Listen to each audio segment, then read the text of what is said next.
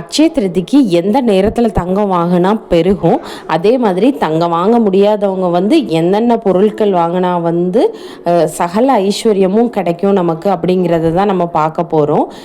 இப்போ தான் நம்ம சேனலை புதுசாக பார்க்குறீங்கன்னா மறக்காமல் சப்ஸ்கிரைப் பண்ணிக்கோங்க.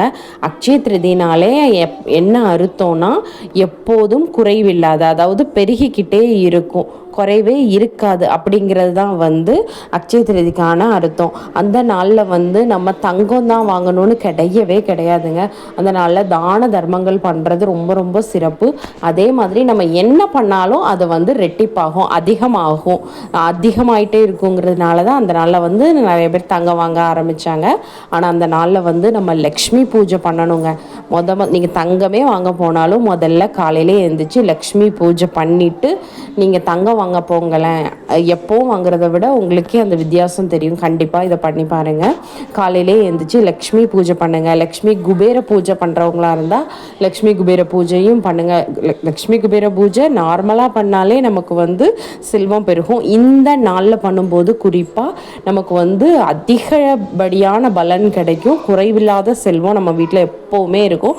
அதனால முதல்ல எந்திரிச்ச உடனே இந்த 2 பூஜையை வந்து மறக்காமல் பண்ணிடுங்க. ஒன்று வந்து லக்ஷ்மி பூஜை, இன்னொன்று லக்ஷ்மி குபேர பூஜை. இந்த 2 பூஜையும் பண்ணி முடிச்சுட்டு அதுக்கப்புறமா வந்து நீங்கள் நகை வாங்க போங்க. என்னைக்கு அக்ஷய திருதி வருதுன்னா வந்து ஏப்ரல் 20 ஏப்ரல் 19 மதியானம் 1:30 மணிக்கு மேலே தான் வந்து திருதியை வந்து ஆரம்பிக்குது. மறுநாள் வந்து 11:30 மணி வரை இருக்குது. நமக்கு ரோஹிணி நட்சத்திரம் வந்து காலையில் 8 மணிக்கு மேலே தான் பிறக்குது. அதனால் தங்கம் வாங்குறதுக்கு வந்து சிறந்த நேரம்னா 8 மணிலேருந்து ஒரு 11:30 மணிக்குள்ளே நீங்கள் தங்கம் வாங்கிட்டு வீட்டுக்கு வந்துடணும். அப்போ வந்து அதுதான் வந்து நல்ல நேரம். அந்த நேரத்தில் வாங்கிட்டு வரும்போது செல்வம் வந்து பெருகும். தங்கம் வாங்க முடியாதவங்க என்ன வாங்கலாம், நாங்களாம் என்ன வாங்கலான்னு கேட்குறவங்க வந்து கண்டிப்பாக நீங்கள் என்ன வாங்கலான்னா கல் உப்பு வாங்குங்க. மகாலட்சுமி வாசம் செய்கிறது, மகாலட்சுமி பிறந்ததே வந்து கடலில் தான். அதனால அந்த கல் உப்பு வாங்குங்க. அங்கே மகாலட்சுமி கண்டிப்பாக குடியிருப்பாங்க. ஸோ கல் உப்பு வாங்குங்க. விரலி மஞ்சள் வாங்குங்க. மஞ்சள் குங்குமம் வாங்குங்க. மல்லிகைப்பூ வாங்குங்க. இது எல்லாமே மகாலட்சுமி வாசம் பண்ணுறது. பச்சை கற்பூரம் வாங்குங்க. ஏலக்காய் வாங்குங்க. இந்த மாதிரி பொருட்களை நீங்கள் வாங்கி அந்த நாளில் இந்த 8 to 11:30 மணிக்குள்ளே வாங்கி வச்சாலே ரொம்ப ரொம்ப ரொம்ப சிறப்புங்க. தங்கம் வாங்குறவங்க தங்கம் வாங்குங்க. தங்கம் வாங்க முடியாதவங்க நான் சொன்னேன் இந்த பொருட்களை வாங்கி வச்சு நீங்கள் வழிபாடு பண்ணுங்களேன். கண்டிப்பாக வந்து பலன் கிடைக்கும். அது மாதிரி லக்ஷ்மி பூஜை பண்ணிவிட்டு நீங்கள் வந்து இந்த பொருட்களை போய் வாங்கும்போது அந்த மகாலட்சுமி நம்ம வீட்டிலையே வந்து குடியிருப்பாங்க.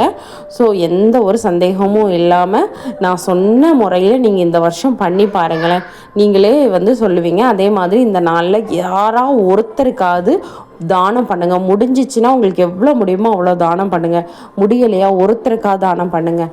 ஒருத்தருக்குனா வந்து மனுஷங்களுக்கு தான் பண்ணணும்னு கிடையாது. நாய், குருவி, எறும்புகள்னு எதுவுமே முடியலைன்னா நீங்கள் எங்கேயா போகிற டைமில் மரத்துக்கடியில் போய் கொஞ்சோண்டு அரிசி மாவு எடுத்து போடுங்க. எறும்புகள் திங்கும். அதுவே நமக்கு மிகப்பெரிய புண்ணியம் தான். ஸோ அந்த நாளில் வந்து கண்டிப்பாக தானம் பண்ணுங்கள், பெருகும். நம்ம வீடியோ பிடிச்சிருந்தா மறக்காமல் சப்ஸ்கிரைப் பண்ணுங்கள்.